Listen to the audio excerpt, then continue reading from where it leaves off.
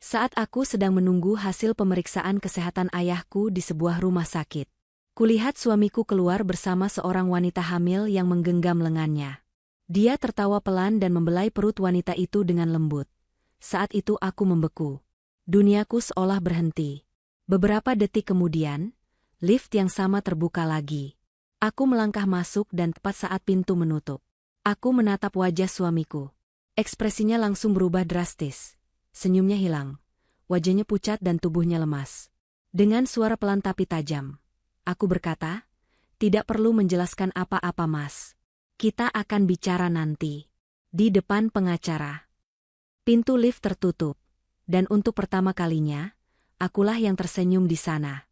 Sebelum ceritanya dimulai, silahkan tulis di kolom komentar dari daerah mana saja teman-teman yang menonton cerita ini. Jangan lupa like dan subscribe agar channel ini bisa semakin berkembang dan bisa mempersembahkan cerita yang lebih menarik lagi. Aroma disinfektan yang tajam memenuhi setiap sudut lorong rumah sakit itu, sebuah bau khas yang selalu berhasil membangkitkan rasa cemas bagi siapa saja yang menghirupnya. Yunita duduk diam di kursi tunggu yang berjejer di depan laboratorium. Kedua tangannya saling meremas di atas pangkuan, berusaha menyalurkan rasa dingin yang menjalar dari ujung jari ke seluruh tubuhnya. Sudah hampir 2 jam ia menunggu hasil pemeriksaan ayahnya, Bapak Hendra, yang kondisinya menurun drastis dalam seminggu terakhir. Dokter mengatakan ada komplikasi serius pada organ dalam ayahnya, dan hari ini adalah penentuan tindakan medis apa yang harus diambil selanjutnya. Yunita merasa sendirian. Ibunya, Ibu Reni, sedang menemani Bapak Hendra di ruang rawat inap di lantai atas, sementara Yunita bertugas mengurus administrasi dan menunggu hasil lab. Di tengah kecemasan yang mendera, Yunita merindukan kehadiran suaminya, Tommy. Pria itu adalah tempatnya bersandar selama ini. Namun, pagi tadi Tommy berpamitan dengan terburu-buru. Ia mengatakan ada urusan mendesak di luar kota yang tidak bisa ditinggalkan. Yunita, sebagai istri yang selalu berusaha pengertian, hanya mengangguk dan menyiapkan keperluan suaminya meski dalam hati ia sangat berharap Tommy ada di sini, memegang tangannya, dan mengatakan bahwa semuanya akan baik-baik saja. Yunita mencoba menghubungi ponsel Tommy beberapa kali hanya untuk memberi kabar tentang kondisi Bapak Hendra, tetapi panggilannya tidak pernah tersambung.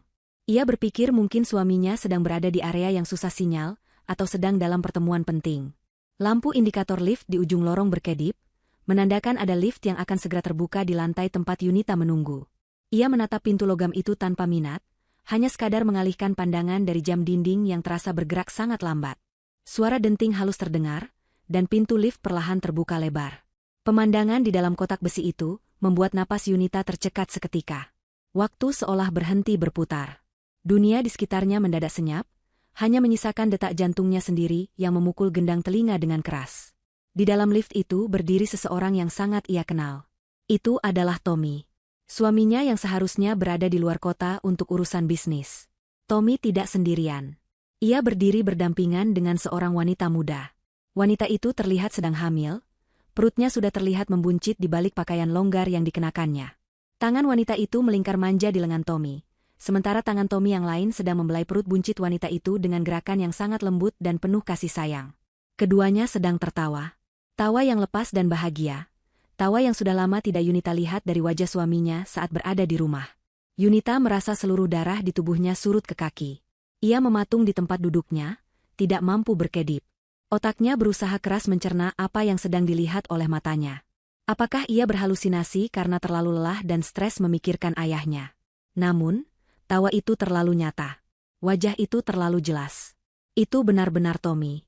Pria yang ia nikahi 5 tahun lalu, pria yang bersumpah setia di hadapan ayahnya, kini sedang memamerkan kebahagiaan dengan wanita lain tepat di depan matanya, di tempat di mana Yunita sedang berjuang melawan rasa takut kehilangan ayahnya.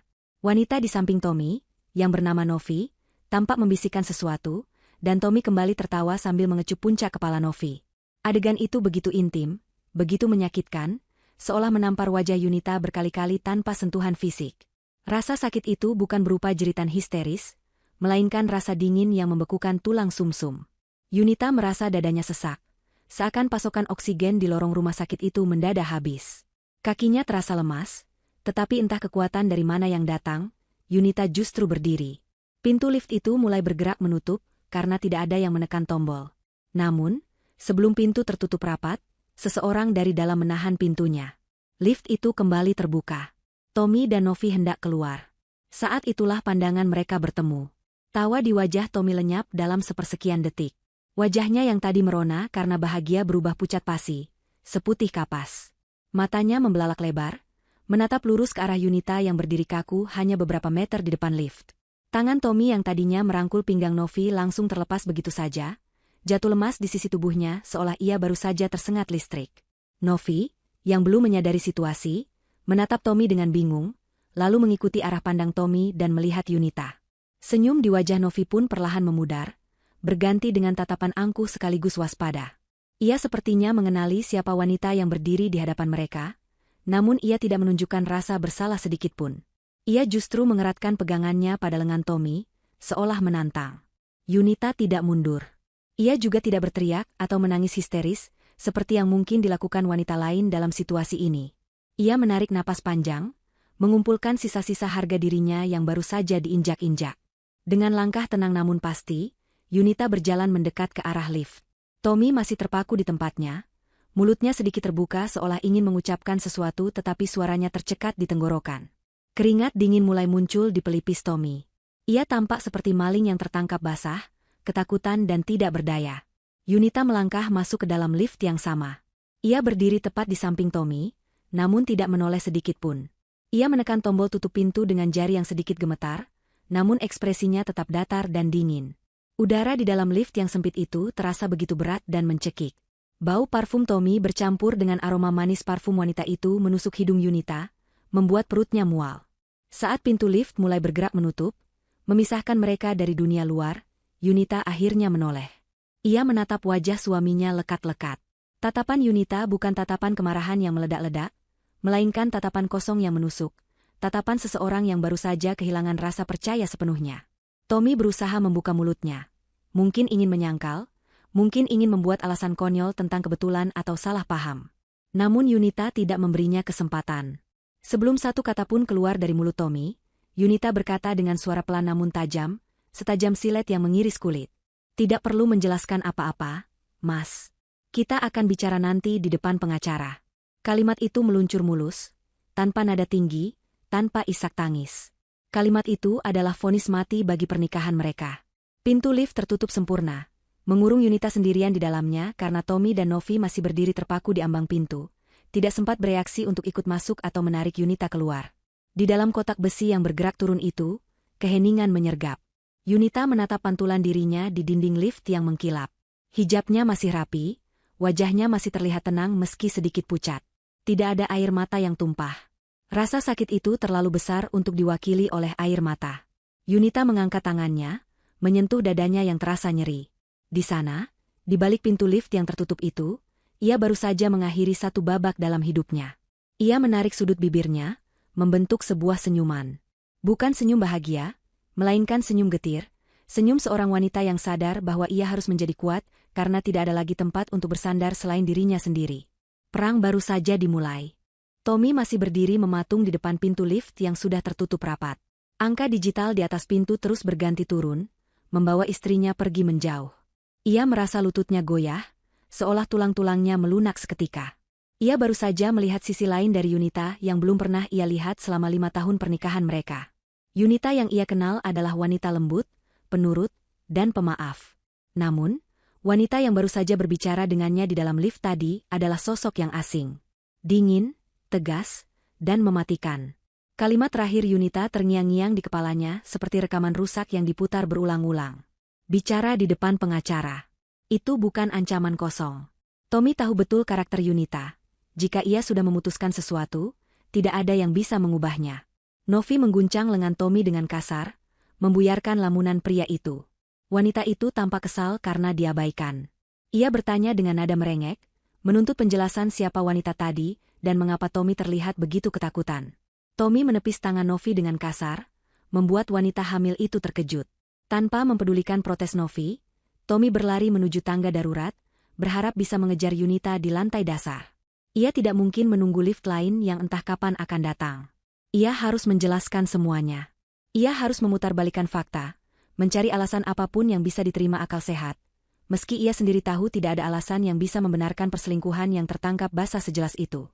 Tommy menuruni tangga dengan langkah lebar, hampir terjatuh beberapa kali. Pikirannya kalut.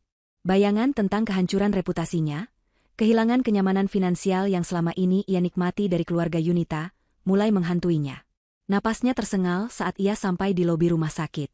Ia mengedarkan pandangan ke seluruh penjuru, mencari sosok istrinya di antara kerumunan pasien dan pengunjung. Matanya menangkap sosok Yunita yang sedang berjalan cepat menuju pintu keluar. Tommy berteriak memanggil nama istrinya, mengabaikan tatapan aneh orang-orang di sekitarnya. Namun, Yunita sama sekali tidak menoleh. Ia terus berjalan lurus, masuk ke dalam mobilnya yang terparkir di dekat lobi, dan langsung melaju pergi meninggalkan area rumah sakit. Tommy terduduk lemas di trotoar. Ponselnya bergetar di saku celana. Itu pasti Novi yang marah karena ditinggalkan begitu saja di lantai atas. Tommy mengabaikannya. Ia mencoba menghubungi Yunita lagi, puluhan kali, tetapi hasilnya tetap sama. Nomornya telah diblokir. Rasa panik mulai berubah menjadi teror. Ia sadar ia telah melakukan kesalahan fatal. Bukan hanya ketahuan berselingkuh, tetapi ketahuan di saat yang paling buruk, saat ayah mertuanya sedang kritis. Tommy tahu betapa berartinya Bapak Hendra bagi Yunita. Dengan mengkhianati Yunita di saat ayahnya sekarat, Tommy sadar ia telah menghancurkan satu-satunya jembatan pengampunan yang mungkin masih ada. Sementara itu, di dalam mobil yang melaju membelah kemacetan kota, Yunita mencengkeram kemudi dengan erat hingga buku-buku jarinya memutih. Ia tidak pulang ke rumah yang ia tempati bersama Tommy. Rumah itu kini terasa seperti tempat asing yang penuh kebohongan. Ia mengarahkan mobilnya menuju rumah orang tuanya. Sepanjang perjalanan, otaknya bekerja cepat menyusun rencana. Ia tidak boleh larut dalam kesedihan. Ada hal-hal praktis yang harus segera diselesaikan sebelum Tommy menyadari langkahnya. Yunita tahu Tommy adalah pria yang licik soal uang, meskipun tidak pandai menyembunyikan jejak. Sesampainya di rumah orang tuanya yang besar dan asri, Yunita langsung masuk. Rumah itu sepi karena Ibu Reni masih di rumah sakit. Yunita bersyukur karena ia tidak perlu menjelaskan kondisinya saat ini kepada siapapun. Ia bergegas masuk ke kamarnya, kamar lamanya yang masih terawat rapi. Namun, tujuannya bukan untuk beristirahat. Ia mengambil beberapa tas besar dan mulai bergerak cepat. Bukan pakaian yang ia cari. Ia menuju brankas kecil yang tersembunyi di balik lemari, tempat ia menyimpan sebagian dokumen berharga yang memang sengaja ia titipkan di rumah orang tuanya untuk keamanan. Yunita memeriksa satu persatu dokumen itu. Sertifikat tanah atas namanya, perhiasan warisan neneknya, dan beberapa logam mulia tabungannya. Ia memastikan semuanya aman. Kemudian, ia teringat sesuatu. Ada beberapa aset penting yang masih tersimpan di rumahnya bersama Tommy. Yunita melirik jam tangan. Tommy pasti masih tertahan di rumah sakit atau sedang berusaha menenangkan Novi. Ini adalah celah waktu yang sempit. Yunita memutuskan untuk mengambil risiko. Ia kembali ke mobil dan melaju menuju rumahnya. Rumah itu tampak tenang saat Yunita tiba. Ia masuk dengan tergesa, langsung menuju ruang kerja Tommy. Ia tahu Tommy menyimpan dokumen-dokumen keuangan di laci mejanya yang terkunci. Yunita tidak butuh kunci. Ia mengambil linggis kecil dari kotak perkakas di garasi dan mencongkel laci itu dengan paksa. Suara kayu patah terdengar nyaring di rumah yang sunyi. Laci terbuka. Yunita mengambil semua berkas yang ada di sana, termasuk buku tabungan, polis asuransi, dan dokumen kepemilikan kendaraan. Ia tidak peduli mana yang penting atau tidak, ia mengambil semuanya. Ia tidak akan membiarkan Tommy memiliki akses ke aset apapun yang mungkin bisa diselamatkan. Setelah urusan dokumen selesai, Yunita masuk ke kamar tidur utama. Kamar yang menjadi saksi bisu pernikahan mereka. Ia membuka lemari pakaian. Ia tidak mengambil pakaiannya. Ia tidak butuh pakaian-pakaian itu. Ia hanya mengambil kotak perhiasan pribadinya dan paspor. Pandangannya kemudian tertuju pada deretan jas kerja Tommy yang tergantung rapi. Jas-jas mahal yang dibeli dengan uang Yunita. Jas-jas yang membuat Tommy terlihat berwibawa dan sukses di hadapan orang lain. Sebuah dorongan kemarahan yang meluap tiba-tiba menguasai Yunita. Ia mengambil gunting besar dari meja rias. Dengan tangan gemetar menahan amarah, ia menarik satu jas favorit Tommy, jas yang sering dipakai suaminya saat pertemuan penting. Tanpa ragu, Yunita menancapkan gunting itu ke kain jas dan mulai mengguntingnya dengan brutal. Suara kain yang sobek terdengar mengerikan di telinganya. Ia menggunting lengan jas, kerah, hingga bagian punggungnya, mencabik-cabik simbol kebanggaan suaminya itu, hingga menjadi kain perca yang tidak berbentuk. Ia melemparkan sisa-sisa kain itu ke atas tempat tidur, tepat di tengah kasur di mana mereka biasa tidur bersama. Itu adalah pesan. Pesan bahwa pernikahan mereka telah hancur, sama seperti jas itu. Malam harinya, Tommy pulang ke rumah dengan langkah gontai. Ia lelah, stres, dan ketakutan. Novi terus menerornya lewat telepon, sementara Yunita menghilang tanpa jejak. Tommy berharap Yunita ada di rumah. Berharap istrinya itu sedang menangis di kamar, sehingga ia bisa membujuknya dengan kata-kata manis dan permintaan maaf palsu, seperti yang biasa ia lakukan jika berbuat salah kecil. Tommy membuka pintu depan. Gelap. Tidak ada lampu yang menyala. Hawa dingin langsung menyergapnya. Yunita? Panggil Tommy pelan. Tidak ada jawaban. Hanya gema suaranya sendiri yang memantul di dinding-dinding kosong. Tommy menyalakan lampu ruang tamu. Ia berlari ke kamar tidur, jantungnya berpacu cepat. Saat ia membuka pintu kamar dan menyalakan lampu, pemandangan di hadapannya membuatnya jatuh terduduk di lantai. Lemari pakaian Yunita terbuka lebar dan kosong melompong. Tidak ada satupun barang milik Yunita yang tersisa. Namun, yang membuat darah Tommy membeku adalah apa yang tergeletak di atas tempat tidur mereka. Di sana, di atas spray putih yang rapi, teronggok tumpukan kain hitam yang sudah hancur lebur. Tommy mengenali kancing jas itu. Itu adalah jas Armani kesayangannya. Jas itu kini tidak lebih dari sampah. Di sebelah tumpukan kain itu, tidak ada surat, tidak ada catatan. Hanya keheningan yang mencekik. Pesan Yunita sangat jelas tanpa perlu kata-kata. Tommy menyadari bahwa wanita yang ia anggap lemah itu baru saja melancarkan serangan pertamanya, dan serangan itu telah mengenai jantung pertahanannya. Rumah ini bukan lagi rumah, melainkan kuburan bagi masa depannya. Pagi itu langit terlihat mendung, seolah turut merasakan suasana hati Yunita yang kelabu namun penuh dengan kilatan amarah yang terpendam. Yunita duduk di sudut sebuah kafe yang tenang, jauh dari keramaian kantor maupun rumah sakit. Di hadapannya duduk seorang pria parubaya dengan topi fedora yang diletakkan di atas meja. Pria itu adalah detektif swasta yang disewa Yunita sehari setelah kejadian di rumah sakit. Yunita bukan wanita yang suka membuang waktu untuk meratapi nasib. Baginya, air mata tidak akan menyelesaikan masalah, tetapi data dan fakta akan memberinya kekuatan untuk membalikkan keadaan. Yunita menyesap teh hangatnya tanpa gula, membiarkan rasa pahit itu menyadarkannya bahwa hidupnya kini tidak lagi manis. Pria di hadapannya menyodorkan sebuah amplop coklat tebal yang tersegel rapat. Dengan tangan yang stabil, Yunita membuka amplop tersebut. Lembar demi lembar foto dan dokumen ia periksa dengan teliti. Detektif itu mulai menjelaskan temuannya dengan suara rendah. Ternyata, Novi bukanlah orang asing yang tiba-tiba muncul dalam hidup Tommy.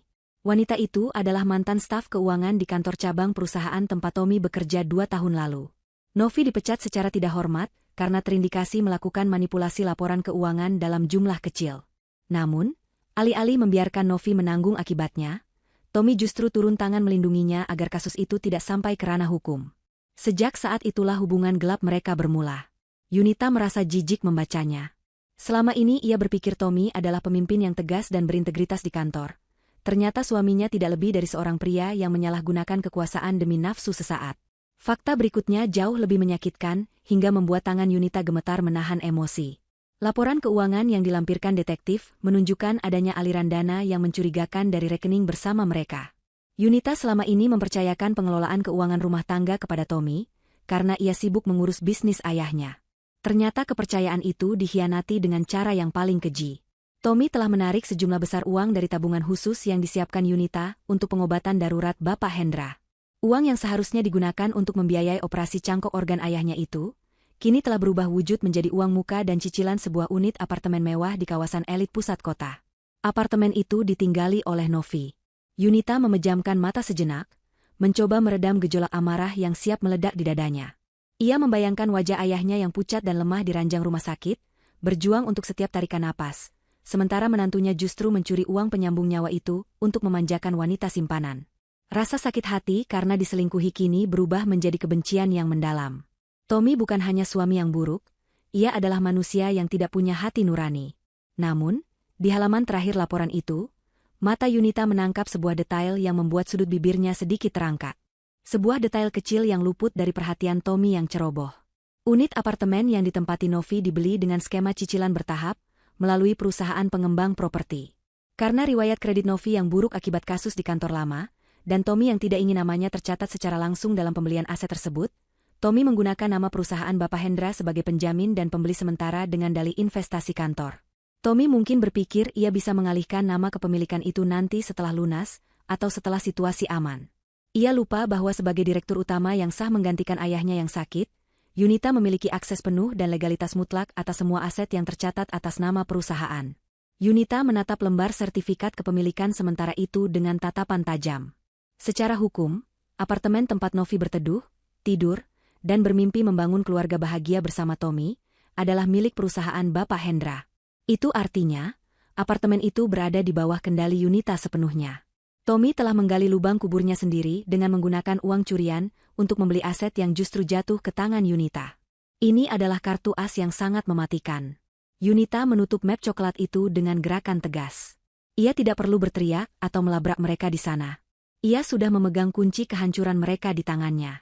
Yunita mengucapkan terima kasih kepada detektif itu, membayar jasanya, dan melangkah keluar dari kafe. Langkahnya kini terasa jauh lebih ringan. Ia bukan lagi korban yang tidak berdaya. Ia adalah pemburu yang baru saja memasang perangkap, dan mangsanya sudah berada tepat di tengah jaring tanpa menyadarinya. Keesokan harinya, suasana di kantor tempat Yunita bekerja tampak sibuk seperti biasa. Yunita duduk di balik meja kerjanya yang besar, memeriksa beberapa berkas kontrak yang harus ditandatangani. Ia tampak tenang, rapi, dan profesional, seolah tidak ada badai yang sedang menghantam kehidupan pribadinya. Namun, ketenangan itu terusik ketika suara keributan terdengar dari arah lobi depan. Suara seorang pria yang berteriak-teriak memaksa masuk, disusul suara resepsionis dan petugas keamanan yang berusaha menahannya. Yunita mengenali suara itu. Itu suara Tommy. Pria itu datang ke kantornya, tempat di mana Yunita sangat menjaga reputasi dan profesionalismenya. Tommy rupanya memilih jalan yang salah dengan mencoba membuat drama di tempat umum. Yunita menekan tombol interkom dan meminta sekretarisnya membiarkan Tommy masuk ke ruang rapat, bukan ke ruang kerjanya. Ia tidak ingin ruang pribadinya tercemar oleh kehadiran pengkhianat. Yunita kemudian menghubungi Bagas, pengacara kepercayaan keluarga yang sudah ia siapkan di ruang sebelah sejak pagi. Bagas adalah pengacara yang dikenal dingin dan tanpa ampun dalam menangani kasus sengketa aset dan perceraian. Mereka berdua berjalan beriringan menuju ruang rapat. Saat pintu dibuka, Tommy sudah berdiri di sana dengan wajah kusut dan mata merah yang menyeratkan kurang tidur. Penampilannya berantakan, jauh dari citra eksekutif muda yang biasanya ia tampilkan. Kemejanya terlihat lecek, dan rambutnya tidak tertata rapi. Begitu melihat Yunita, Tommy langsung melangkah maju dengan agresif. Ia mulai berbicara dengan nada tinggi, menuduh Yunita sebagai istri yang tidak bertanggung jawab karena meninggalkan rumah tanpa izin dan membawa lari dokumen-dokumen penting. Tommy berusaha memutarbalikkan fakta, berakting seolah dialah korban yang dizolimi oleh istri yang durhaka. Ia berharap dengan membuat keributan, Yunita akan merasa malu dan menyerah, atau setidaknya mau berbicara dengannya secara pribadi untuk negosiasi. Tommy lupa bahwa Yunita yang berdiri di hadapannya sekarang bukanlah Yunita yang dulu, selalu mengalah demi kedamaian rumah tangga. Yunita tidak menjawab sepatah kata pun. Ia hanya menatap Tommy dengan pandangan datar, seolah sedang melihat orang asing yang tidak penting. Ia mempersilakan Bagas untuk maju. Bagas meletakkan sebuah mat tebal di atas meja rapat dengan suara berdebum yang cukup keras, hingga membuat Tommy terdiam. Dengan suara bariton yang tenang namun mengintimidasi, Bagas menjelaskan bahwa itu adalah surat gugatan cerai yang sudah didaftarkan ke Pengadilan Agama pagi ini. Selain itu, di dalamnya juga terdapat surat pemberitahuan pemblokiran seluruh akses keuangan Tommy yang terhubung dengan aset keluarga Yunita maupun aset gabungan. Tommy ternganga. Wajahnya yang tadi merah, karena marah kini berubah pucat. Ia mencoba membela diri, mengatakan bahwa itu semua harta bersama. Namun Bagas dengan cepat memotong ucapannya. Pengacara itu memaparkan bukti-bukti penggelapan dana yang dilakukan Tommy, termasuk aliran dana ke rekening pengembang apartemen Novi. Bagas menegaskan bahwa tindakan Tommy sudah masuk ranah pidana penggelapan uang perusahaan dan pencurian dalam rumah tangga. Jika Tommy tidak ingin membusuk di penjara lebih cepat, ia disarankan untuk diam dan mengikuti prosedur hukum. Tommy kehilangan kata-kata. Ia melihat ke arah Yunita, mencari sisa-sisa belas kasih di mata istrinya. Namun yang ia temukan hanyalah dinding es yang kokoh. Yunita berbalik badan dan meninggalkan ruangan itu tanpa menoleh sedikitpun, membiarkan Tommy berhadapan dengan Bagas dan konsekuensi perbuatannya. Tommy keluar dari gedung kantor Yunita dengan langkah gontai. Pikirannya kacau balau. Ia merasa dipermalukan, direndahkan, dan dipojokkan. Rasa haus dan pusing menyerangnya. Ia berjalan menuju kedai kopi di lantai dasar gedung untuk membeli minuman dingin dan menenangkan diri. Saat di kasir, ia mengeluarkan kartu kredit platinum andalannya dengan gaya angkuh yang tersisa. Namun, setelah digesek, mesin EDC mengeluarkan bunyi penolakan. Kasir mencoba sekali lagi, namun hasilnya tetap sama. Kartu ditolak. Tommy mencoba kartu lain, kartu debit, kartu kredit cadangan, semuanya ditolak. Keringat dingin mulai mengucur di dahinya. Antrean di belakangnya mulai tidak sabar. Dengan rasa malu yang luar biasa, Tommy membatalkan pesanan dan berjalan keluar dengan kepala tertunduk, menyadari bahwa Yunita benar-benar telah mematikan sumber hidupnya. Puncak kehancuran hari itu terjadi di area parkir. Saat Tommy mendekati mobil SUV mewahnya yang ia banggakan, ia melihat dua orang pria berbadan tegap sedang berdiri di samping mobil itu. Mereka adalah petugas eksekusi dari perusahaan pembiayaan atau leasing.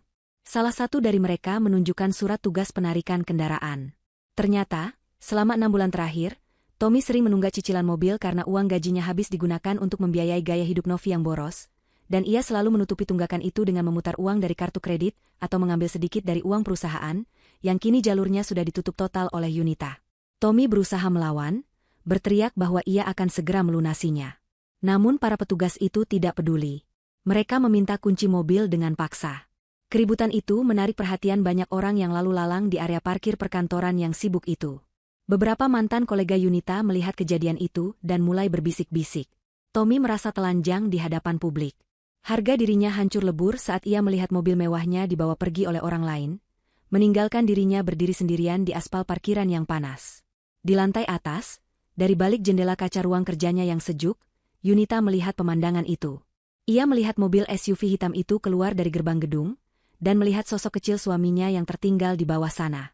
Tidak ada rasa puas yang berlebihan, hanya rasa lega karena satu benalu telah berhasil dilepaskan dari hidupnya. Notifikasi di ponselnya berbunyi, sebuah pesan masuk dari bank yang mengonfirmasi bahwa pembekuan seluruh aset atas nama Tommy telah berhasil dilakukan 100%. Serangan fajar telah selesai, dan kemenangan telak berada di pihak Yunita. Namun, ini baru permulaan. Masih ada satu orang lagi yang harus diberi pelajaran tentang etika mengambil milik orang lain. Yunita mengalihkan pandangannya ke arah gedung pencakar langit di kejauhan, ke arah apartemen tempat Novi berada.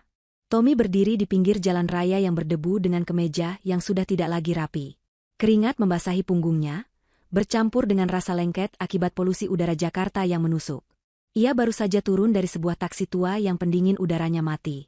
Itu adalah pengalaman yang sangat merendahkan bagi seorang Tommy yang selama ini terbiasa duduk nyaman di balik kemudi mobil mewah, dengan musik klasik yang mengalun lembut. Uang tunai di dompetnya tinggal beberapa lembar, sisa kembalian dari pembayaran taksi yang ia rogoh dengan tangan gemetar.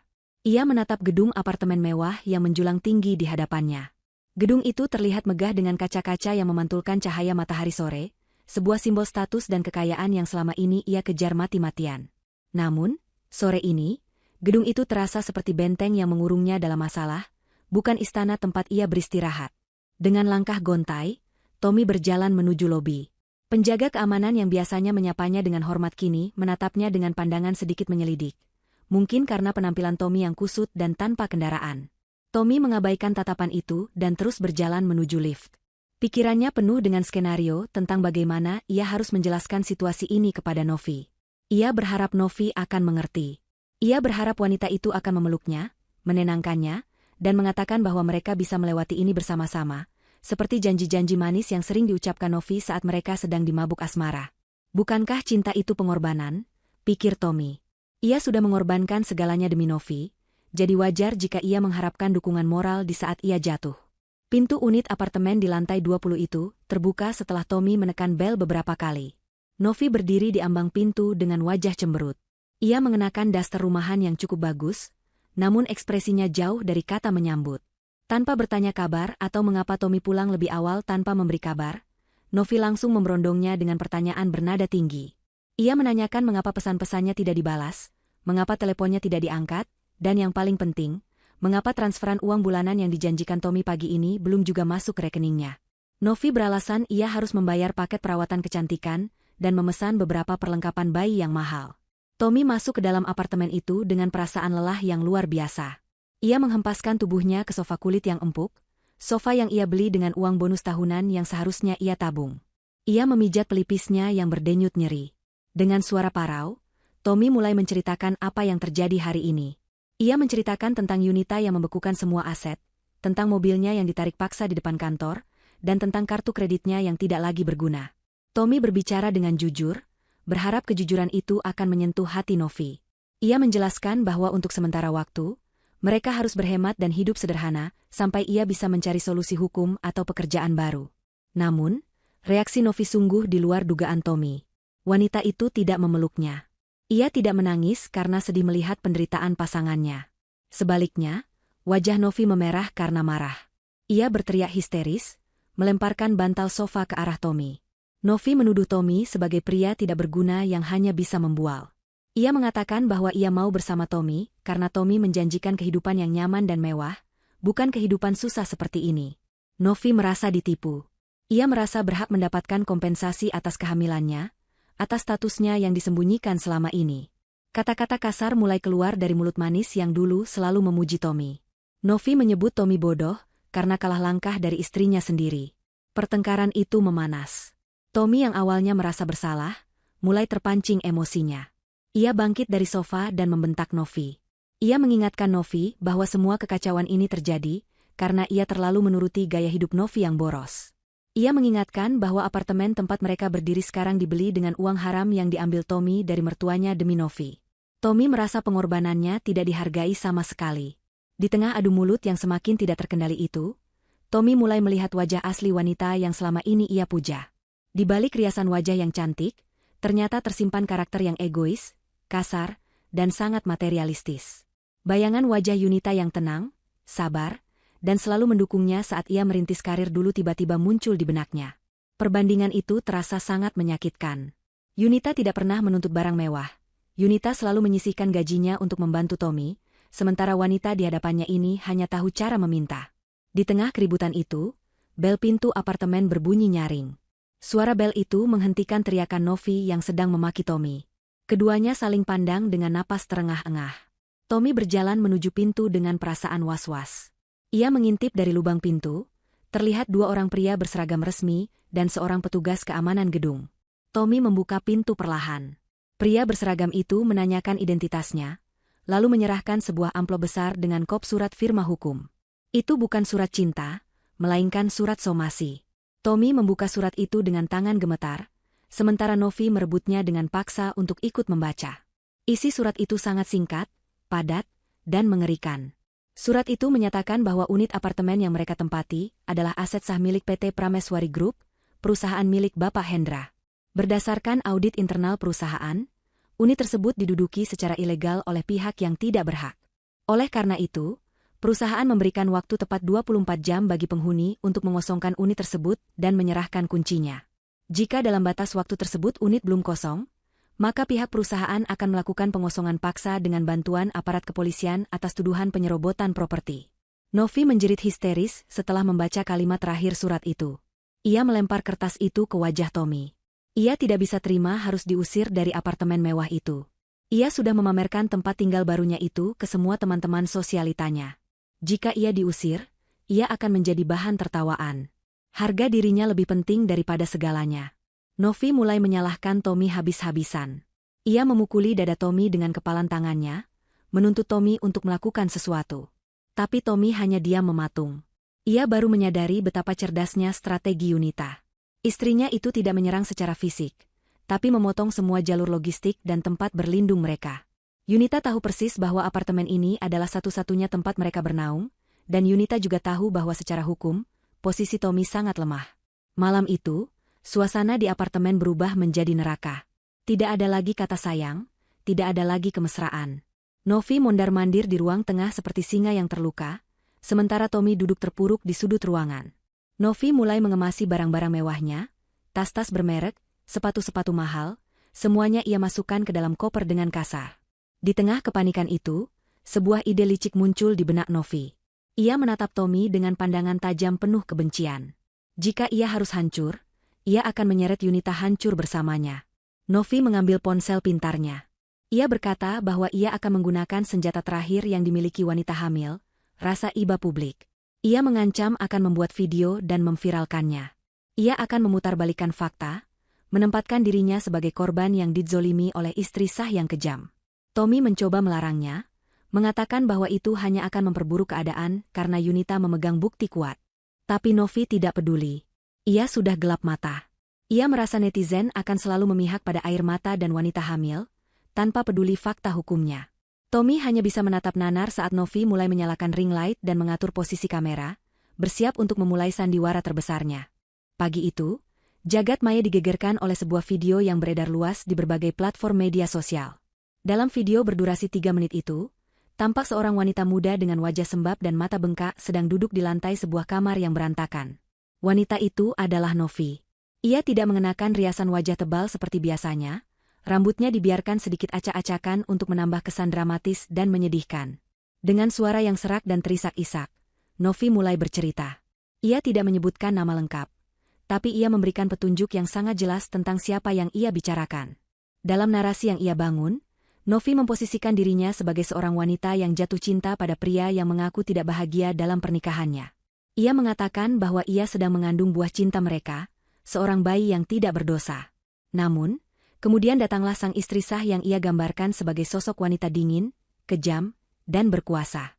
Novi menangis terseduh-seduh saat menceritakan bagaimana ia diusir paksa dari rumahnya saat sedang hamil besar. Ia mengatakan bahwa listrik dan air di apartemennya akan diputus, dan ia tidak punya tempat tujuan lain. Ia menuduh sang istri sah menggunakan kekuasaan dan uang ayahnya untuk menindas rakyat kecil seperti dirinya. Novi dengan cerdik menyisipkan kalimat-kalimat yang memancing emosi ibu-ibu, seperti, bagaimana nasib bayi saya nanti, dan, di mana hati nurani sesama wanita. Video itu meledak dalam hitungan jam. Kolom komentar dibanjiri oleh simpati netizen. Banyak yang menghujat sang istri sah tanpa mengetahui duduk perkaranya. Mereka menyebut Yunita, meski namanya disamarkan, sebagai wanita arogan yang tidak punya perasaan. Beberapa akun gosip besar mulai membagikan ulang video tersebut dengan judul-judul provokatif. Tommy, yang melihat video itu dari ponselnya di sudut apartemen yang kini sudah setengah kosong, merasa cemas luar biasa. Di satu sisi, ada sedikit harapan bahwa tekanan publik ini akan membuat Yunita takut dan membatalkan pengusiran. Namun di sisi lain, jauh di lubuk hatinya, Tommy tahu bahwa membangunkan macan tidur adalah kesalahan fatal. Ia mengenal Yunita. Istrinya itu bukan tipe orang yang akan panik karena gertakan sambal. Yunita adalah orang yang bekerja dengan data. Sementara itu, di kediaman orang tuanya, Yunita duduk tenang di ruang keluarga bersama Bagas, pengacaranya. Mereka sedang menonton video Novi di layar tablet yang lebar. Tidak ada kemarahan di wajah Yunita, hanya senyum tipis yang penuh arti. Ia sudah menduga langkah ini akan diambil oleh Novi. Orang yang terdesak dan tidak memiliki kecerdasan emosional, biasanya akan mencari validasi dari orang lain dengan cara bermain korban. Yunita membaca beberapa komentar pedas yang ditujukan padanya. Istri sah kok jahat banget sama Bumil, tulis salah satu akun. Karma itu ada. Bu, jangan sombong mentang-mentang kaya, tulis yang lain. Yunita tidak sakit hati. Ia justru merasa kasihan pada ketidaktahuan mereka. Bagas bertanya apakah mereka perlu melaporkan Novi atas tuduhan pencemaran nama baik. Yunita menggeleng pelan. Ia mengatakan bahwa laporan polisi terlalu lama prosesnya. Pengadilan jalanan yang diciptakan Novi harus dilawan di arena yang sama, yaitu media sosial, namun dengan senjata yang berbeda, kebenaran mutlak. Yunita mengeluarkan sebuah flash disk kecil dari tasnya. Di dalamnya tersimpan rekaman CCTV rumah sakit yang sudah ia minta secara resmi dari pihak keamanan RS dengan alasan keperluan hukum keluarga, serta bukti-bukti mutasi rekening yang sudah disusun rapi oleh auditor. Yunita tidak membuat video klarifikasi dengan wajah menangis. Ia tidak perlu berakting. Ia memerintahkan tim humas perusahaan ayahnya untuk merilis sebuah utas resmi dan video kompilasi bukti melalui akun media sosial perusahaan, dengan judul sederhana, Kebenaran di Balik Drama. Postingan itu tidak berisi curhatan, melainkan fakta telanjang. Video pertama yang diunggah adalah rekaman CCTV lorong rumah sakit di bab 1. Kualitas gambarnya sangat jernih. Terlihat jelas tanggal dan jam kejadian.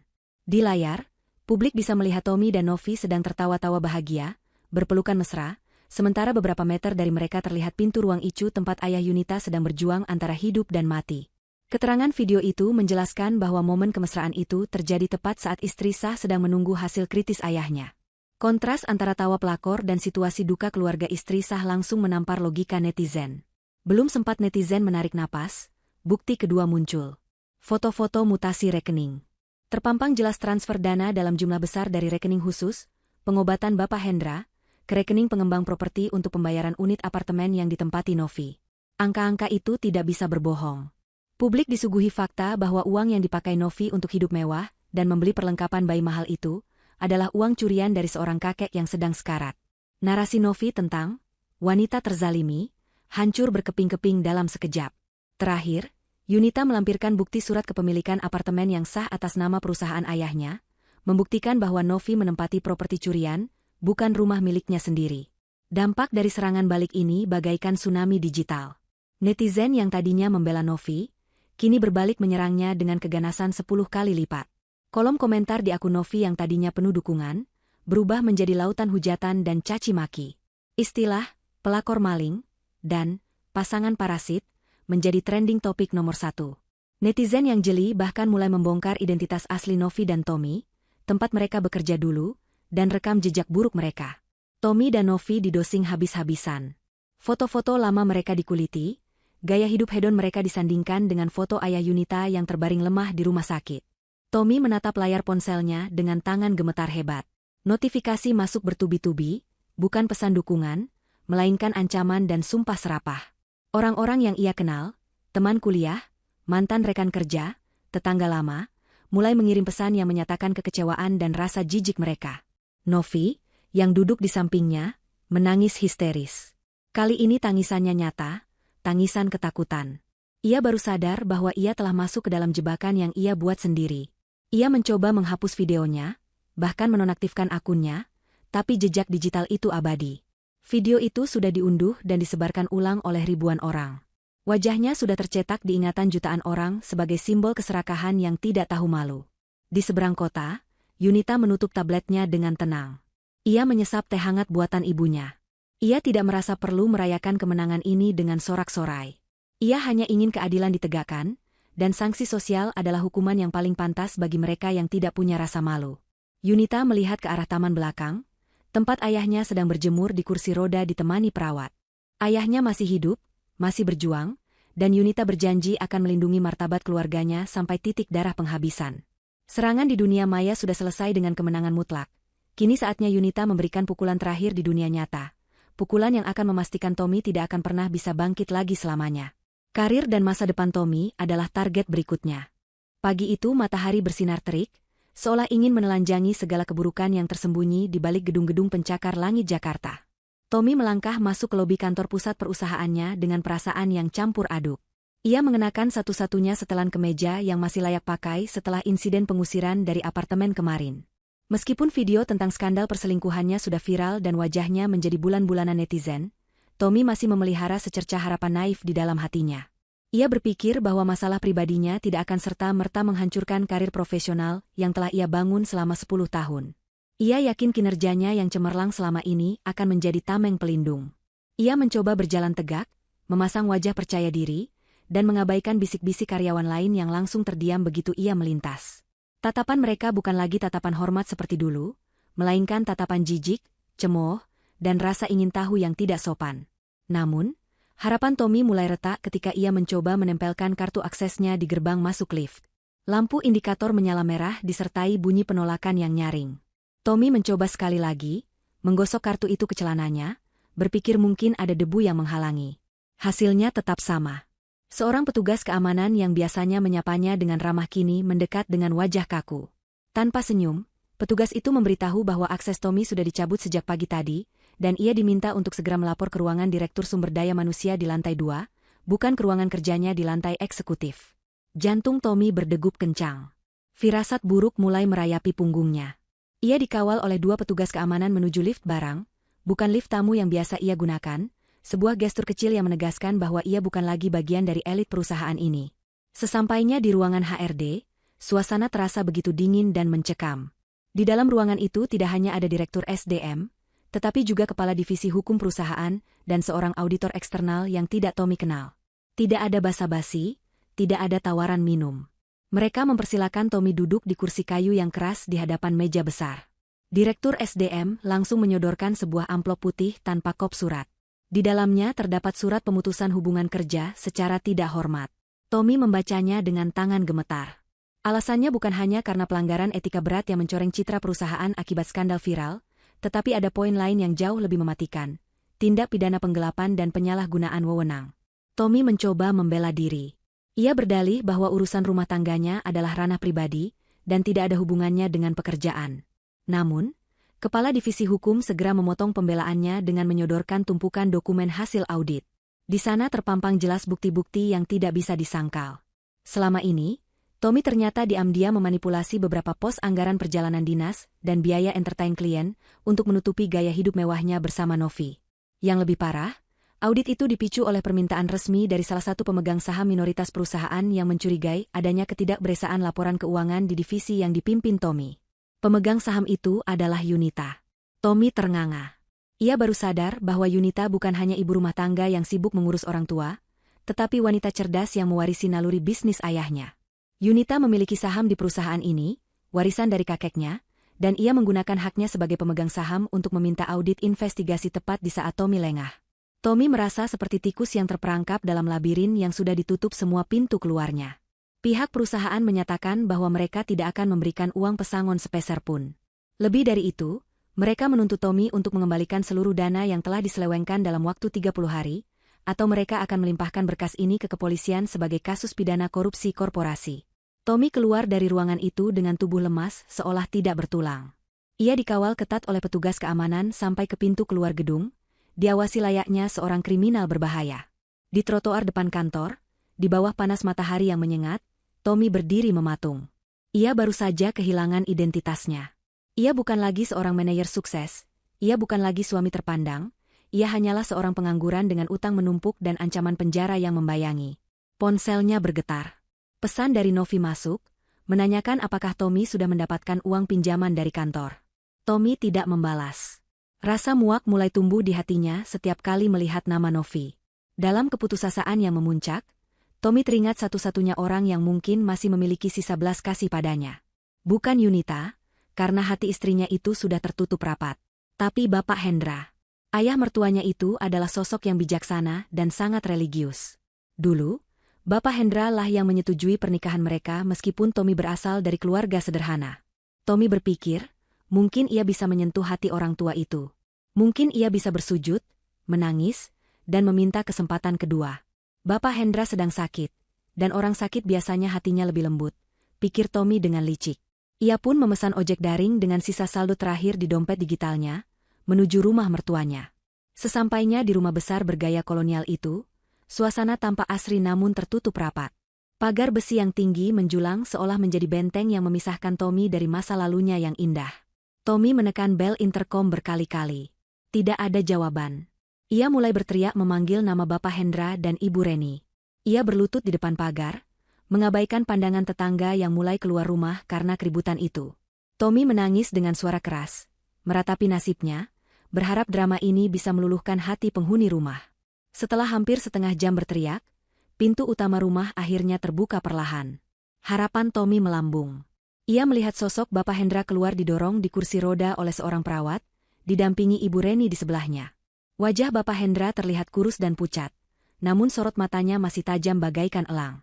Tommy langsung bersujud di aspal panas di balik pagar, menangkupkan kedua tangannya memohon ampun. Ia berseru bahwa ia hilaf, bahwa ia digoda setan, dan ia berjanji akan meninggalkan Novi untuk kembali mengabdi pada keluarga ini. Bapak Hendra memberi isyarat tangan agar perawat menghentikan kursi rodanya tepat di depan gerbang. Ia menatap menantunya itu dengan pandangan yang sulit diartikan. Tidak ada kemarahan yang meledak-ledak, hanya rasa kecewa yang begitu dalam dan dingin. Suara Bapak Hendra terdengar parau namun tegas, memecah keheningan siang itu. Ia berkata bahwa ia bisa memaafkan seorang pria yang salah langkah, tetapi ia tidak akan pernah bisa menerima seorang pengkhianat yang mencuri uang pengobatan nyawanya sendiri demi kesenangan haram. Kalimat Bapak Hendra selanjutnya menghujam jantung Tommy lebih sakit daripada peluru. Bapak Hendra berkata, "Saya tidak memelihara pencuri di keluarga saya. Kamu sudah mati bagi kami sejak kamu melangkahkan kaki keluar dari lift rumah sakit itu bersama wanita lain." Setelah mengucapkan kalimat itu, Bapak Hendra memberi isyarat untuk kembali masuk. Ibu Reni, yang biasanya lembut dan memanjakan Tommy, kali ini bahkan tidak mau menatap wajah menantunya. Ia membuang muka dan mengikuti suaminya masuk. Pintu rumah tertutup kembali. Suara kunci gerbang otomatis yang berbunyi klik terdengar seperti vonis akhir. Tommy ditinggalkan sendirian di luar pagar, terjemur di bawah matahari, menyadari bahwa pintu surga dunianya telah tertutup untuk selamanya. Ia benar-benar telah kehilangan segalanya. Seminggu berlalu sejak pemecatan dan penolakan di rumah mertua, hidup Tommy berubah 180 derajat. Kini ia dan Novi tinggal di sebuah kamar kos sempit di pinggiran kota yang kumuh. Dinding kamarnya lembab dengan cat yang mengelupas di sana-sini, dan bau apek yang menyengat tidak bisa hilang meski Novi sudah menyemprotkan pengharum ruangan murah berkali-kali. Tidak ada pendingin udara, hanya sebuah kipas angin kecil yang berputar dengan suara berisik, meniupkan udara panas ke seluruh ruangan. Suara bising kendaraan dari jalan raya dan teriakan tetangga sebelah yang sering bertengkar menjadi musik latar kehidupan mereka sehari-hari. Uang tabungan mereka sudah habis tak bersisa. Tommy sudah mencoba melamar pekerjaan ke puluhan perusahaan, bahkan perusahaan kecil sekalipun. Namun, jejak digital skandalnya dan status pemecatan tidak hormat membuatnya masuk dalam daftar hitam industri. Tidak ada yang mau mempekerjakan seseorang yang punya reputasi sebagai penipu dan penggelap dana. Tommy yang dulu dipuja sebagai eksekutif muda berbakat, kini bahkan ditolak saat melamar menjadi tenaga administrasi biasa. Rasa frustrasi membuat temperamen Tommy berubah menjadi kasar. Ia dan Novi hampir setiap jam bertengkar. Mereka saling menyalahkan atas nasib buruk yang menimpa mereka. Novi, yang sedang hamil tua, merasa semakin menderita. Ia tidak bisa lagi makan enak, tidak bisa lagi pergi ke salon, dan harus tidur di kasur busa tipis yang membuat punggungnya sakit. Cinta yang dulu ia gembar-gemborkan di media sosial kini menguap tanpa sisa, digantikan oleh rasa penyesalan dan ketakutan akan masa depan. Novi mulai menyadari bahwa bertahan dengan Tommy sama saja dengan bunuh diri perlahan. Tommy adalah kapal karam yang sedang tenggelam ke dasar lautan, dan Novi tidak mau ikut mati konyol bersamanya. Insting bertahan hidup Novi yang licik mulai bekerja. Ia mulai mencari jalan keluar, jalan apapun yang bisa menyelamatkannya, meskipun harus mengorbankan satu-satunya orang yang masih bersamanya. Siang itu, Tommy sedang keluar sebentar untuk membeli mie instan di warung terdekat. Saat kembali ke kamar kos, langkahnya terhenti di depan pintu kayu triplek yang tipis. Ia mendengar suara Novi sedang berbicara di telepon dengan nada berbisik namun terdengar jelas, karena suasana lorong kos yang sepi. Tommy menempelkan telinganya ke pintu. Jantungnya berdegup kencang saat mendengar Novi menyebut nama seseorang yang sangat ia benci, Yunita. Novi sedang berbicara dengan seseorang di ujung telepon, kemungkinan besar Yunita atau pengacaranya, Bagas. Suara Novi terdengar memelas, sangat berbeda dengan nada ketus yang biasa ia gunakan pada Tommy akhir-akhir ini. Novi menawarkan sebuah kesepakatan. Ia bersedia menjadi saksi kunci di pengadilan nanti untuk memberatkan Tommy dalam kasus penggelapan dana dan perzinahan. Ia berjanji akan membeberkan semua rahasia keuangan Tommy, semua aset yang mungkin masih disembunyikan, asalkan Yunita mau memberinya sejumlah uang tunai yang cukup besar untuk biaya persalinan dan modal hidup, serta mencabut tuntutan hukum terhadap dirinya pribadi. Novi menjual Tommy demi segepok uang. Darah Tommy mendidih. Ia menendang pintu kamar kos hingga terbuka dengan keras. Novi terlonjak kaget, ponselnya hampir terlepas dari genggaman. Wajahnya pucat pasi saat melihat Tommy berdiri di ambang pintu dengan mata merah menyala karena amarah. Tommy tidak bicara banyak, ia langsung merampas ponsel Novi dan membantingnya ke lantai hingga hancur berkeping-keping. Teriakan kemarahan Tommy menggema di ruangan sempit itu. Ia memaki Novi sebagai wanita ular, wanita iblis yang tidak tahu terima kasih. Tommy mengungkit semua pengorbanannya. Bagaimana ia kehilangan istri yang sempurna, kehilangan pekerjaan, dan kehilangan keluarga demi membela Novi, dan inikah balasan yang ia terima? Novi yang sudah terpojok tidak lagi merasa perlu berpura-pura takut. Ia bangkit dari kasur dengan susah payah, memegang perutnya yang besar, dan menatap Tommy dengan tatapan meremehkan. Ia tertawa sinis, tawa yang membuat bulu kuduk Tommy meremang. Novi berteriak balik, mengatakan bahwa Tommy memang pantas ditinggalkan, karena sekarang Tommy hanyalah sampah yang tidak berguna. Novi mengatakan bahwa ia butuh uang untuk anaknya, dan karena Tommy tidak becus mencari uang, ia harus mencarinya sendiri dengan cara apapun, termasuk menjual Tommy kepada musuhnya. Perdebatan memuncak ketika Tommy, dengan suara bergetar menahan tangis dan amarah, bertanya tentang cinta dan anak mereka. Ia bertanya bagaimana Novi tega melakukan ini pada ayah dari anak yang dikandungnya. Mendengar itu, ekspresi Novi berubah menjadi dingin dan kejam. Ia memutuskan untuk menjatuhkan bom terakhir yang akan menghancurkan sisa-sisa kewarasan Tommy. Dengan nada datar tanpa perasaan, Novi berkata, "Kamu yakin ini anak kamu, Tom?" Pertanyaan itu membuat dunia Tommy berhenti berputar untuk kedua kalinya. Tommy ternganga, otaknya berusaha mencerna kalimat itu. Novi melanjutkan dengan senyum mengejek, menjelaskan bahwa di bulan-bulan awal kehamilan itu, ia tidak hanya berhubungan dengan Tommy. Ia juga masih sering bertemu dengan mantan pacarnya, seorang anak pengusaha klub malam, karena saat itu Tommy sering sibuk dengan urusan kantor dan Yunita. Novi mengaku bahwa ia sendiri tidak pernah yakin siapa ayah biologis bayi ini, tetapi ia memilih Tommy karena saat itu Tommy terlihat lebih mapan dan mudah dibodohi. Ia menjadikan kehamilan ini sebagai tiket lotre untuk hidup enak, dan ternyata ia salah pilih nomor. Tommy mundur beberapa langkah, hingga punggungnya menabrak dinding yang lembab. Kakinya tidak kuat lagi menopang tubuhnya. Ia merosot duduk di lantai kotor itu. Seluruh sendi di tubuhnya terasa lepas. Pengakuan itu adalah pukulan paling telak yang pernah ia terima seumur hidupnya. Jadi, semua kehancuran ini, semua rasa sakit yang ia timbulkan pada Yunita dan orang tuanya, semua pengorbanan karirnya, semuanya sia-sia. Ia telah membuang berlian demi sebuah batu kali yang bahkan bukan miliknya. Tommy meraung keras, memukuli kepalanya sendiri, mencoba menghilangkan rasa sakit yang tak tertahankan di dadanya. Novi tidak mempedulikan kehancuran mental Tommy. Ia mengambil tas pakaiannya yang sudah ia siapkan diam-diam. Ia melangkahi kaki Tommy yang sedang bersimpuh di lantai, seolah Tommy hanyalah onggokan sampah. Novi berkata bahwa ia akan pergi menemui pengacara Yunita sekarang juga, dengan atau tanpa persetujuan Tommy. Ia membuka pintu kamar kos dan melangkah keluar, meninggalkan Tommy sendirian dalam kegelapan nasib yang ia ciptakan sendiri. Di luar, hujan mulai turun dengan deras, menyamarkan suara tangisan seorang pria yang baru menyadari bahwa ia adalah manusia paling bodoh di dunia. Ruang sidang pengadilan negeri pagi itu terasa begitu sesak dan mencekam, meskipun pendingin ruangan berdengung halus di setiap sudut. Aroma kayu tua dari meja-meja sidang bercampur dengan bau kertas arsip yang khas, menciptakan atmosfer formal yang mengintimidasi siapapun yang memiliki kesalahan. Tommy duduk di kursi pesakitan yang terletak di tengah ruangan, terpisah dari pengunjung lainnya oleh pagar pembatas kayu yang rendah. Ia mengenakan kemeja putih lengan panjang yang terlihat sedikit kusam di bagian kerah, satu-satunya kemeja formal yang tersisa di lemari kosnya yang lembab. Tanpa jas mahal, tanpa jam tangan mewah, dan tanpa sepatu kulit mengkilap yang dulu menjadi identitasnya, Tommy terlihat seperti orang asing bahkan bagi dirinya sendiri. Tubuhnya kurus kering, tulang pipinya menonjol, dan matanya cekung dengan lingkaran hitam yang menandakan hari-hari panjang tanpa tidur yang nyenyak. Ia duduk membungkuk, menatap lantai keramik yang dingin, tidak berani mengangkat wajah untuk melihat sekeliling. Di meja sebelah kanan, duduk jaksa penuntut umum yang siap membacakan tuntutan. Sementara di samping Tommy, kursi yang seharusnya diduduki oleh pengacara pembela terlihat kosong melompong. Tommy tidak mampu menyewa pengacara swasta, karena seluruh asetnya telah disita dan rekeningnya dibekukan. Ia hanya didampingi oleh seorang penasihat hukum prodeo yang ditunjuk oleh negara, seorang pengacara muda yang terlihat lelah dan tidak terlalu antusias menangani kasus yang buktinya sudah sangat telak ini. Tommy merasa benar-benar sendirian di dunia ini. Tidak ada keluarga yang datang mendukungnya. Orang tuanya di kampung halaman sudah menyatakan lepas tangan, karena malu dengan berita viral yang mencoreng nama baik keluarga. Teman-temannya menghilang bagaikan ditelan bumi. Bahkan Novi, wanita yang menjadi alasan kehancurannya, sudah tidak diketahui keberadaannya. Pintu samping ruang sidang terbuka, dan Tommy merasakan perubahan energi di ruangan itu. Ia memberanikan diri melirik sedikit. Yunita masuk dengan langkah anggun dan tenang. Ia mengenakan busana muslim yang sopan dan rapi, memancarkan aura wibawa yang sangat kuat.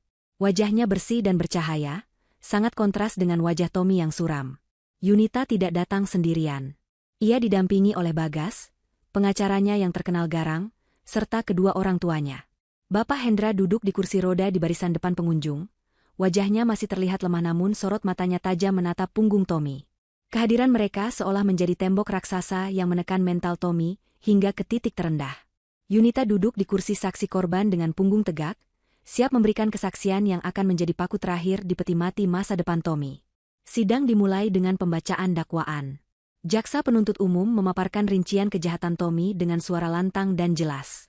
Kata-kata seperti penggelapan dana perusahaan, pemalsuan dokumen, dan pencurian dalam rumah tangga bergema di ruangan itu, menghantam telinga Tommy tanpa ampun.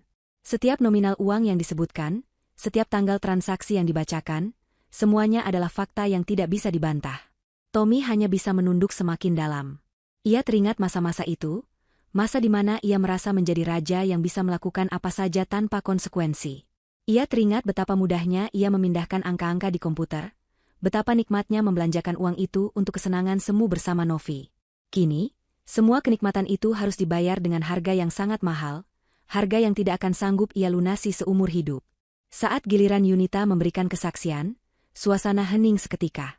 Hakim ketua bertanya dengan lembut tentang kronologi kejadian. Yunita menjawab setiap pertanyaan dengan tenang, runtut, dan lugas. Suaranya tidak bergetar, tidak ada isak tangis yang mendramatisir keadaan. Ia menceritakan bagaimana ia menemukan ketidakberesaan dalam keuangan ayahnya, bagaimana ia melakukan audit, hingga bagaimana ia memergoki suaminya sendiri sedang bersenang-senang di saat ayahnya sekarat. Ketabahan Yunita justru membuat simpati seluruh hadirin di ruang sidang tertuju padanya. Hakim dan jaksa mendengarkan dengan seksama, mengangguk-angguk memahami betapa dalam luka dan kerugian yang dialami keluarga ini. Kesaksian Yunita bukan didasari dendam emosional, melainkan didasari fakta hukum yang kuat. Hal ini membuat posisi Tommy semakin tersudut. Tidak ada celah bagi Tommy untuk menyangkal atau memutarbalikkan fakta, seperti yang dulu sering ia lakukan dalam pertengkaran rumah tangga mereka. Tommy berharap ada sedikit drama. Mungkin Novi tiba-tiba muncul dan membuat kekacauan yang bisa menunda sidang. Atau mungkin Yunita tiba-tiba merasa kasihan dan mencabut tuntutan. Namun harapan itu sia-sia. Sidang berjalan lancar, terlalu lancar baginya. Bukti-bukti yang diserahkan Bagas, termasuk rekaman pengakuan Novi yang sempat direkam diam-diam oleh pihak detektif sebelum wanita itu kabur, menjadi bukti tak terbantahkan. Dalam rekaman itu, Novi mengakui bahwa ia menerima aliran dana dari Tommy dan mengetahui bahwa uang itu adalah hasil kejahatan. Novi juga mengakui hubungannya dengan Tommy. Pengakuan itu tidak hanya menghancurkan pembelaan Tommy, tetapi juga menghancurkan hatinya sekali lagi, mengingatkannya pada pengkhianatan ganda yang ia alami. Setelah melalui proses persidangan yang melelahkan selama beberapa jam, tibalah saatnya pembacaan putusan. Hakim ketua mengetukkan palu untuk meminta ketenangan, lalu mulai membacakan vonis. Jantung Tommy berdegup kencang hingga terasa sakit di dadanya. Keringat dingin mengucur deras di punggungnya. Ia meremas tangannya yang gemetar, berdoa dalam hati agar hukuman yang dijatuhkan seringan mungkin. Hakim menyatakan bahwa terdakwa, Tommy, terbukti secara sah dan meyakinkan bersalah melakukan tindak pidana penggelapan dalam jabatan dan pencurian dalam kalangan keluarga. Hakim mempertimbangkan hal-hal yang memberatkan, yaitu Tommy menyalahgunakan kepercayaan mertuanya yang sedang sakit keras dan tidak menunjukkan itikat baik untuk mengembalikan kerugian negara maupun korban. Vonis pun jatuh. Tommy dijatuhi hukuman penjara selama 4 tahun penjara dipotong masa tahanan, serta denda yang cukup besar. Jika denda tersebut tidak dibayar, maka akan diganti dengan hukuman kurungan tambahan. Selain itu, dalam putusan sidang perdata yang digabung, hakim mengabulkan gugatan cerai Yunita dan menetapkan bahwa seluruh aset yang menjadi sengketa, termasuk rumah dan mobil yang pernah mereka miliki, sepenuhnya kembali menjadi hak milik Yunita dan keluarganya sebagai pengganti sebagian kerugian yang telah ditimbulkan. Tommy resmi menjadi duda miskin dengan status narapidana. Suara palu hakim yang diketukkan 3 kali, tok tok tok, terdengar seperti suara lonceng kematian bagi kehidupan Tommy. Ia merasa pandangannya gelap sejenak. Kakinya lemas hingga ia harus berpegangan pada meja di depannya agar tidak ambruk. Petugas pengadilan segera mendekat, memintanya berdiri. 2 orang polisi penjaga tahanan memasangkan borgol besi di kedua pergelangan tangannya. Bunyi klik dari borgol itu terasa dingin dan menyakitkan, mengunci kebebasannya untuk waktu yang sangat lama. Tommy digiring keluar dari area kursi pesakitan menuju pintu samping yang terhubung dengan sel tahanan sementara pengadilan. Saat berjalan tertatih-tatih di kawal petugas, Tommy menoleh ke arah bangku pengunjung. Ia mencari wajah Yunita. Ada dorongan kuat dalam dirinya untuk meminta maaf, atau setidaknya melihat tatapan simpati dari wanita yang pernah mencintainya itu. Ia berharap Yunita akan melihatnya dengan mata berkaca-kaca, tanda bahwa masih ada sisa rasa sayang di sana. Namun, apa yang dilihat Tommy membuat langkahnya terhenti sejenak, hingga petugas harus mendorong punggungnya pelan. Di barisan depan, Yunita sudah berdiri. Ia tidak sedang melihat ke arah Tommy. Ia sedang tersenyum. Senyum itu begitu lepas, begitu manis, dan begitu tulus. Namun senyum itu bukan ditujukan untuk Tommy. Yunita sedang berbicara dengan seorang pria yang berdiri di sampingnya. Pria itu adalah Dr. Dimas, dokter yang merawat Bapak Hendra. Dokter muda itu terlihat gagah dan sopan, menatap Yunita dengan penuh perhatian. Mereka tertawa kecil, seolah sedang membicarakan masa depan yang cerah, masa depan di mana Tommy tidak lagi ada di dalamnya. Yunita tampak begitu ringan, seolah beban berat yang selama ini menindih pundaknya telah diangkat sepenuhnya. Pemandangan itu jauh lebih menyakitkan daripada vonis penjara 4 tahun. Melihat Yunita bahagia dengan orang lain, melihat tawa yang dulu hanya milik Tommy kini diberikan kepada pria lain yang jauh lebih baik darinya, adalah siksaan batin yang luar biasa. Tommy menyadari bahwa ia bukan hanya kehilangan harta dan jabatan, tetapi ia telah kehilangan rumah tempat ia pulang. Yunita sudah menutup buku, dan Tommy hanyalah halaman rusak yang telah disobek dan dibuang ke tempat sampah. Dengan hati hancur lebur, Tommy memalingkan wajah dan membiarkan dirinya diseret masuk ke lorong gelap menuju sel tahanan, meninggalkan cahaya terang ruang sidang yang kini hanya menjadi milik Yunita. 1 tahun berlalu sejak ketukan palu hakim mengakhiri drama persidangan itu. Waktu berjalan dengan caranya sendiri, menyembuhkan luka bagi sebagian orang dan menorehkan penyesalan abadi bagi sebagian lainnya. Jakarta masih sama sibuknya, Debu dan asap kendaraan masih mengepung kota, namun bagi Yunita, udara terasa jauh lebih segar.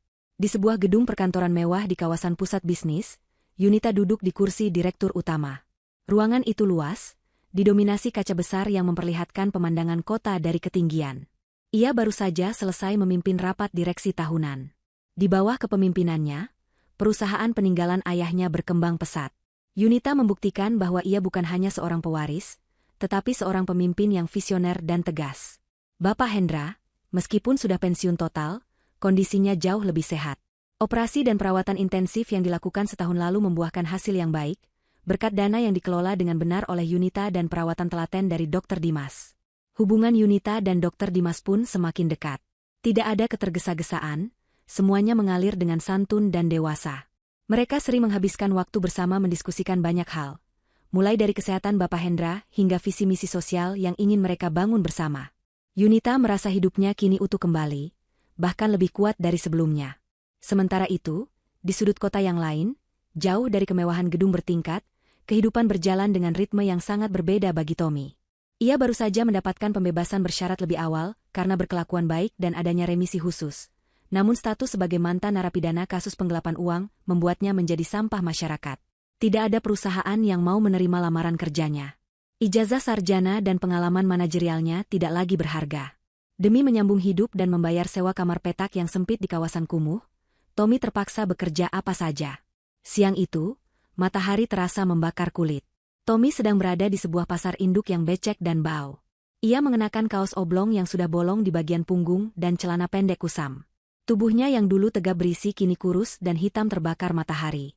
Bahunya lecet dan kapalan karena setiap hari harus memanggul karung-karung beras dan kotak sayuran yang beratnya puluhan kilogram. Ia bekerja sebagai kuli panggul harian. Bayarannya hanya cukup untuk makan nasi bungkus 2 kali sehari, dan membeli obat pereda nyeri otot, yang menjadi teman tidurnya setiap malam. Tommy meletakkan karung bawang merah seberat 50 kilogram di bak mobil pikap. Napasnya tersengal-sengal, punggungnya terasa mau patah. Ia menyeka keringat yang bercucuran di wajahnya yang kotor dengan lengan baju yang dekil.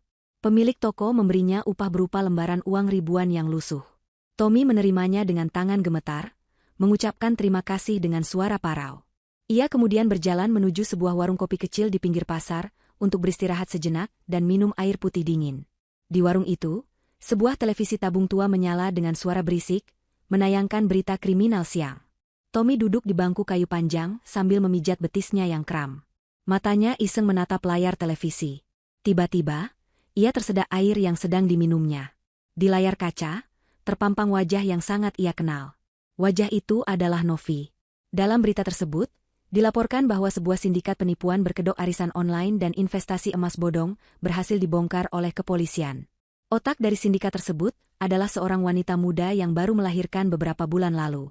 Novi terlihat mengenakan baju tahanan berwarna oranye, wajahnya tertutup masker namun matanya yang panik tidak bisa menyembunyikan identitasnya. Ia digiring polisi sambil menggendong bayi yang menangis. Reporter berita menyebutkan bahwa Novi menipu ratusan ibu-ibu rumah tangga dengan kerugian miliaran rupiah, demi membiayai gaya hidupnya yang hedonis setelah ditinggalkan pasangannya. Novi terancam hukuman penjara di atas 5 tahun. Tommy menatap layar itu dengan tatapan kosong. Ada rasa miris, namun ada juga sedikit rasa lega bahwa keadilan itu nyata. Wanita yang menghancurkan hidupnya dan meninggalkannya saat ia jatuh, kini mendapatkan karma yang setimpal. Bahkan lebih buruk karena harus membesarkan anak di dalam penjara. Anak yang status ayahnya pun masih menjadi misteri bagi Tommy. Setelah menghabiskan minumannya, Tommy kembali berjalan menyusuri trotoar jalan raya yang panas untuk mencari angkutan umum pulang ke kontrakannya.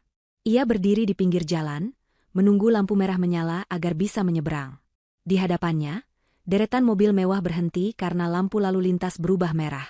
Salah satu mobil itu, sebuah sedan hitam mengkilap keluaran terbaru, berhenti tepat di depan tempat Tommy berdiri. Kaca mobil itu gelap, namun perlahan kaca jendela belakang turun, mungkin penumpangnya ingin mencari udara atau melihat situasi jalan. Jantung Tommy berhenti berdetak saat melihat siapa yang duduk di dalam mobil itu. Di sana, duduk dengan anggun, adalah Yunita. Wanita itu terlihat sangat cantik dengan balutan busana kerja yang elegan dan hijab berwarna pastel yang lembut. Ia sedang memangku sebuah tablet, sepertinya sedang membaca laporan pekerjaan. Wajahnya terlihat tenang, damai, dan penuh percaya diri. Kulitnya bersih terawat, sangat kontras dengan kulit Tommy yang dekil dan berminyak. Jarak mereka hanya terpisah 1 meter. Aroma parfum mahal yang lembut menguar dari dalam mobil, menyapa hidung Tommy yang terbiasa mencium bau sampah pasar. Tommy ternganga. Mulutnya terbuka sedikit, ingin memanggil nama istrinya. Yun. Bisiknya lirih, suaranya tercekat di tenggorokan. Ia ingin berteriak, ingin Yunita melihatnya, ingin Yunita tahu betapa menderitanya ia sekarang. Mungkin berharap ada sedikit belas kasih atau sekadar pengakuan bahwa ia pernah ada dalam hidup wanita itu. Tangannya bergerak sedikit, ingin melambai. Saat itu, Yunita menoleh ke samping. Matanya bertemu langsung dengan mata Tommy. Waktu seolah melambat.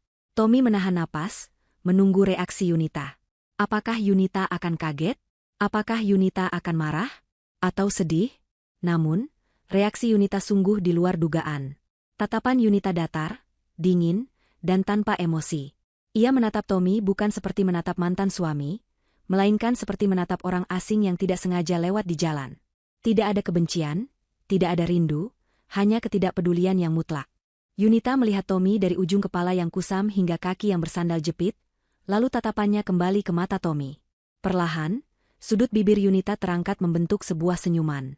Itu bukan senyum manis, melainkan senyum tipis penuh kemenangan. Senyum yang mengatakan, lihat aku sekarang, dan lihat dirimu. Senyum yang menutup segala kemungkinan untuk kembali.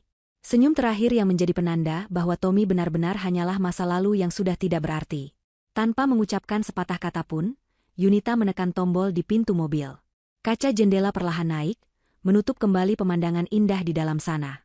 Wajah Yunita perlahan tertutup oleh kaca gelap, memisahkan dunia mereka yang kini bagaikan langit dan bumi. Lampu lalu lintas berubah hijau. Mobil mewah itu melaju halus tanpa suara, meninggalkan Tommy yang berdiri mematung di pinggir jalan, diselimuti debu jalanan dan asap knalpot yang hitam pekat. Tommy masih berdiri di sana, menatap nanar ke arah mobil yang semakin menjauh dan menghilang di tikungan. Kakinya terasa berat seperti ditanam di aspal. Ia sadar, inilah akhir kisahnya. Ia adalah antagonis dalam hidupnya sendiri, dan ia telah mendapatkan ending yang pantas ia terima.